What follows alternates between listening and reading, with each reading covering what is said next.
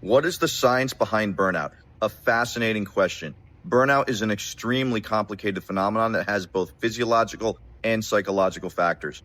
We're going to briefly touch on some of the physiological factors that occur during burnout in this short video. Some of the major ones are overactivation of the amygdala. That's sort of the hallmark, the keystone that starts off the whole thing. The amygdala is the part of the brain that identifies threats. So by overactivation of that amygdala over time, that amygdala is actually going to get bigger and it's going to perceive smaller things as bigger threats. And that causes a number of other cascading problems.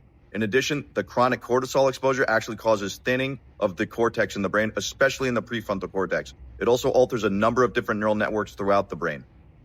Changes even occur on the subcellular level, where the mitochondria, the actual little, energy engines of the brain, of the body, of the cells themselves, are altered and become less efficient. In the short term, a little hit of stress is good. It actually increases our energy efficiency. However, over the long term, those mitochondria become damaged and deformed and cannot produce the same amount of energy in the same period of time. So over the long term, when that burnout's hitting, we're actually not able to produce as much energy as we need to recover.